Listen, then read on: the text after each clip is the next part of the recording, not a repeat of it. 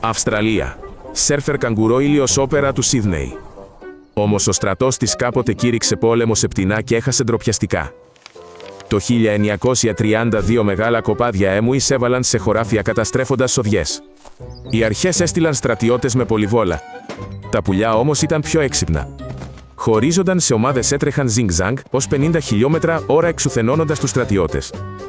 Είχαν ακόμη και σκοπούς που προειδοποιούσαν τους άλλους.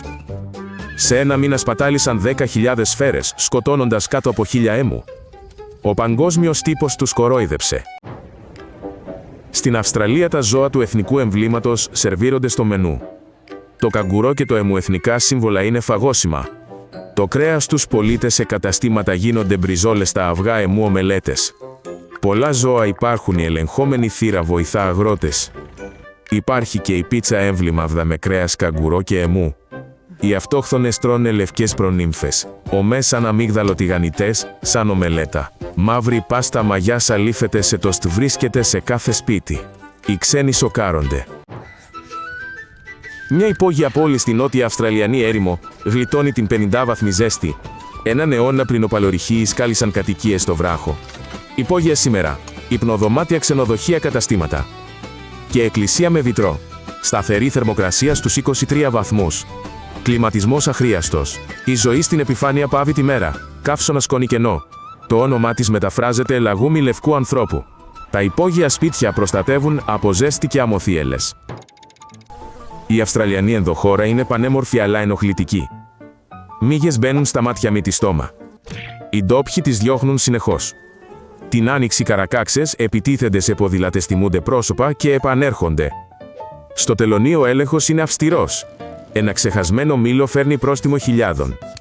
Οι ντόπιοι προστατεύουν τη φύση από ξένα είδη. Η χώρα έχει παραδεισένιες παραλίες. Μα πρώτα αντιμετωπίστε μύγες και άγρια πουλιά.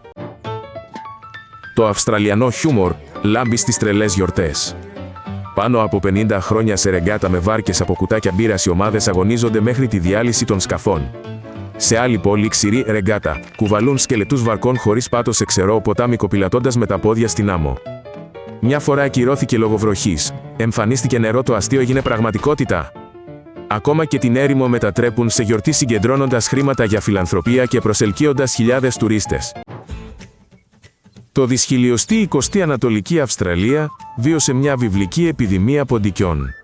Μετά τις βροχές εκατομμύρια τροκτικά πλημμύρισαν σπίτια.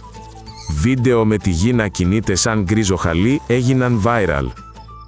Οι στέγες θρώιζαν προκαλώντας ζημιές δισεκατομμυρίων δολαρίων. Οι αρχές διένυμαν δηλητήριο, όμως η εισβολή σταμάτησε με το κρύο. Αγρότες έχασαν σοδιές. Μια φυλακή εκενώθηκε. Στην Αυστραλιανή ενδοχώρα παιδιά μαθαίνουν εξ αποστάσεως από το 1951, αρχικά με ραδιόφωνο, τώρα online. Έχουν πρόγραμμα, δασκάλους βλέπουν συμμαθητές ετησίως, η φάρμα γίνεται τάξη. Γονείς βοηθούν δάσκαλοι δορυφορικά, έτσι βρίσκουν φίλους, κατανοούν τον κόσμο. Απαιτούνται κεραία διαδίκτυου υπομονή.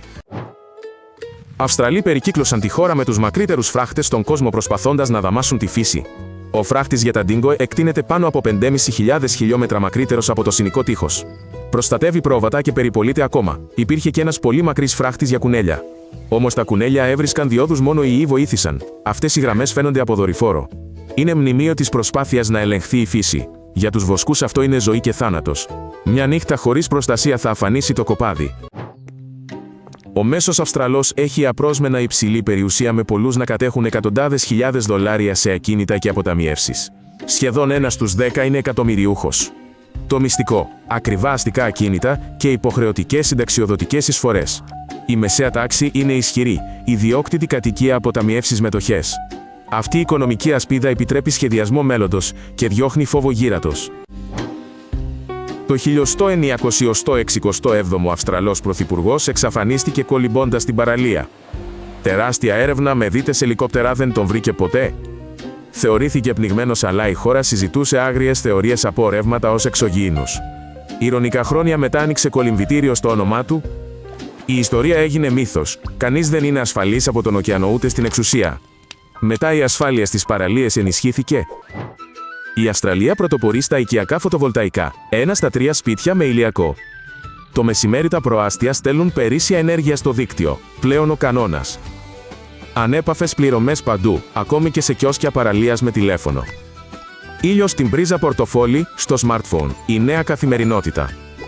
Η ηλιακή ενέργεια γέννησε αγορά μπαταριών. Τα δίκτυα ισορροπούν εχμές.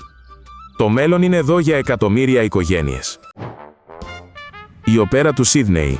Αποτυχία που έγινε αριστούργημα σύμβολο Αυστραλίας. Σχεδιάστηκε για 4, χτίστηκε σε 14 με κόστος δεκαπλάσιο. Ο αρχιτέκτονας έφυγε λόγω σκανδάλων με χλέβη τύπου.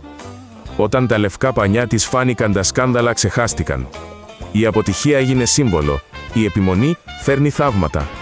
Σήμερα οι οδηγοί μιλούν για καθυστερήσεις και δείχνουν την απίστευτη στέγη. Αυτά για την Αυστραλία. Αν έμαθες κάτι νέο, κάνε like και εγγράψου. Αντίο!